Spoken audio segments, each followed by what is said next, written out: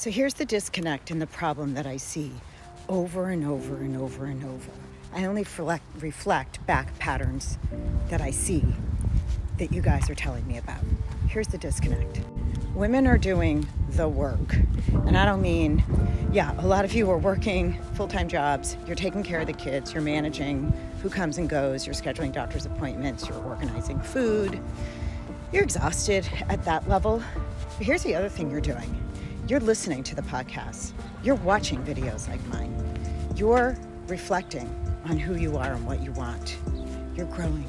And that, my lovely friend, is what we're put here to do. And here's the disconnect. Your spouse isn't. They're hanging out. They're watching TV. They're reading the sports column. And listen, there's nothing wrong with that, okay? There's not. But if you are evolving and growing and becoming more, and the kids are getting older and there's less hands-on, you're disconnected in that process. And that I know firsthand. And I'm not saying all men by any stretch.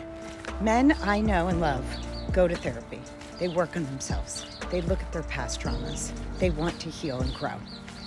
But a lot of them don't, because it's scary and it's hard, and society is telling them just to do what they do, and that they're not real men if they get vulnerable with themselves, which is such a travesty, isn't it?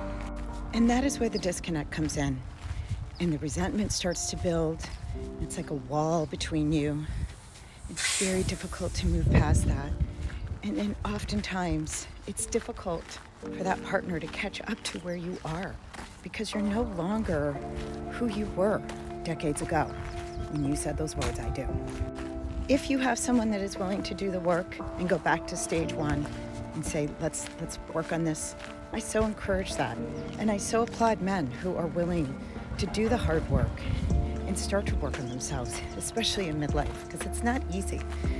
But oftentimes they're not, and I'm just reflecting back from literally hundreds of phone calls I've had, they're just not willing. And that is where you are at a crossroads, my love.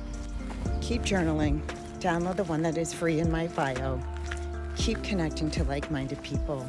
Keep working on yourself. Don't slow down because he doesn't want to catch up. Because you inside are the one that matters. I'm Lisa Blaisdell. I'm a midlife women's change and empowerment coach. I'm always rooting for you to be your very best self, regardless of what that looks like.